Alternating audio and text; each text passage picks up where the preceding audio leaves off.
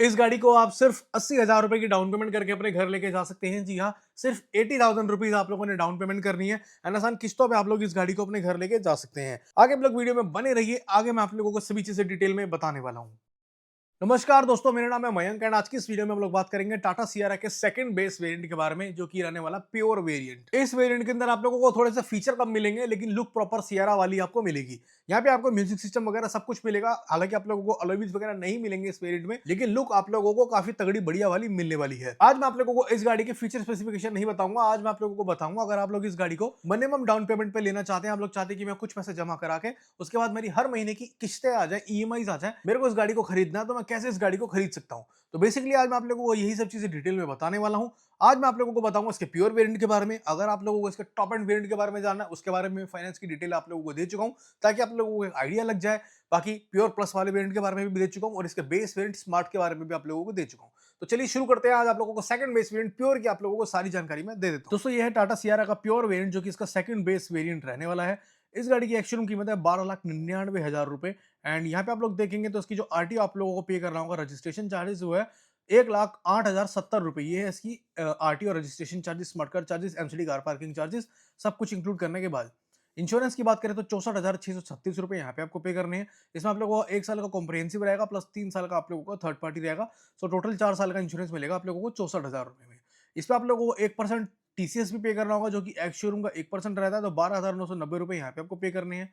FASTag के 700 रुपए देने हैं और एचपी के 1500 रुपए देने हैं। अगर आप लोग गाड़ी कैश में ले रहे हैं तो ये एचपी के पैसे नहीं देने होते, लेकिन ये क्योंकि फाइनेंस की ही वीडियो में आप लोगों को लोन के बारे में बता रहा हूं, तो यहाँ पे आपको 1500 रुपए एचपी के देने होंगे। ये जिन लोगों को नहीं पता एचपी क्या होता है, एचपी होती है हाइपोथिकेशन। जब भी आप लोग लोन कराते हैं, फाइनेंस कराते हैं, तो ये आपको 1500 रुपए देने होते हैं, गवर्नमेंट की फीस होती है। ये सभी चीजें टोटल करने के बाद, इंक्लूड करने के बाद, ये गाड़ी आप लोगों को ऑन रोड मिलेगी 14,86,896 रुपए की। ये है इसकी ऑन रोड प्राइसिंग इन दिल्ली। ये दिल्ली की प्राइसिंग मैं आप लोगों को बता रहा हूँ। डाउन पेमेंट की बात करें तो अगर आप लोग यहाँ पे 80,000 रुपए की डाउन पेमेंट करते हैं दोस्तों, सिर्फ जैसे कि मैंने स्टार्टिंग में आप लोगों को बताया था, 14,86,000 में से 80,000 माइनस कर दोगे तो 14,06,896 रुपए बनेगा आप लोगों का लोन अमाउंट। ये अमाउंट आप लोगों का फाइनेंस होगा। अब दोस्तों, जब भी आप लोग इतनी कम डाउन पेमेंट करेंगे तो भाई ये तो है नहीं कोई भी आप लोगों को 14 लाख रुपए ऐसी पकड़ा देगा। उससे पहले आपकी पहले प्रोफाइल चेक होगी। प्रोफाइल में क्या क्या चेक होता है कि आप लोग लोन लेने के लिए एलिजिबल हैं कि नहीं है। सबसे पहले मैं आप लोगों को बताता हूँ बैंक वाले या शोरूम वाले क्या चेक करेंगे। सबसे पहले चेक करेंगे आप लोगों के पैन कार्ड नंबर से आपका सिविल स्कोर। इस केस में आपका जो सिविल स्कोर है करीबन 750 से ऊपर होना चाहिए।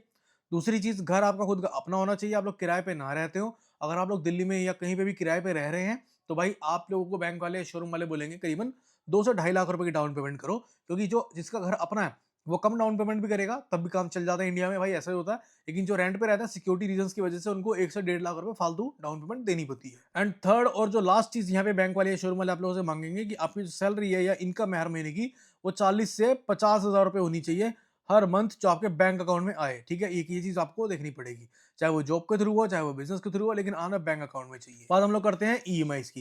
यहाँ पे आप लोग देखेंगे अगर आप लोग डाउन पेमेंट करते हैं सिर्फ 80,000 रुपए और आप लोग करवाते हैं 3 साल का लोन, 3 साल की आपकी किस्त आएगी 44,090 रुपए, 4 साल की आएगी 34,350 रुपए, 5 साल की आएगी 28,530 रुपए, 6 साल की आएगी 24,665 रुपए, 7 साल की आएगी 21,930 रुपए।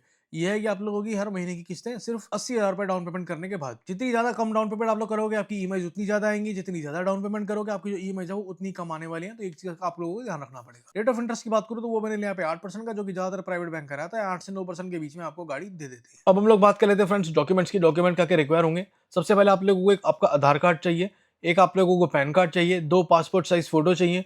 आप लोगों के पास जो आपका इलेक्ट्रिसिटी बिल है, घर का बिजली का बिल, वो आप लोगों को देना पड़ेगा। 6 मंथ की बैंक स्टेटमेंट आप लोगों को लगेगी, 6 मंथ की सैलरी स्लिप आप लोगों को लगेगी।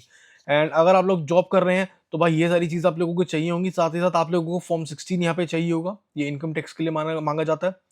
लास्ट, जिस ऑफिस में आप लोग जॉब कर रहे हैं उसका आईडी कार्ड आप लोगों के पास होना चाहिए। ठीक है, ये तो हो गई सैलरी वालों के लिए बात। अब बात करते हैं जिनका अपना काम है, जो लोग सेल्फ एम्प्लॉयड है, बिजनेसमैन है। भाई यहाँ पे आप लोगों को सैलरी स्लिप नहीं चाहिए, फॉर्म 16 नहीं चाहिए, ऑफिस का आईडी कार्ड नहीं चाहिए, बाकी ऊपर के सारे डॉक्यूमेंट चाहिए। यहाँ पे इन 3 डॉक्यूमेंट्स की जगह आप लोगों को ये 2 डॉक्यूमेंट एक्स्ट्रा चाहिए बस, जो कि है एक आप लोगों के पास आपका जीएसटी सर्टिफिकेट होगा आपकी कंपनी का, एक आप लोगों को 3 साल प्लस की आईटीआर आप लोगों को दिखानी पड़ेगी, जो कि फिल्ड होनी चाहिए 3 साल से आप लोग भर रहे हो। ठीक है, तो ये बस सिंपल से डॉक्यूमेंट्स आप लोगों को रिक्वायर्ड होते हैं। दोस्तों, कैसी लगी ये वीडियो आप लोगों को मुझे कमेंट करके जरूर बताएगा। आज मैंने आप लोगों को सारी जानकारी दे दी इस गाड़ी की प्राइसिंग यानी इसके फाइनेंस से रिलेटेड। अगर आप लोगों को वीडियो अच्छी लगी, इन्फॉर्मेटिव लगी हो, भाई चैनल को सब्सक्राइब जरूर से कर दीजिएगा। आज की इस वीडियो में इतना ही, धन्यवाद।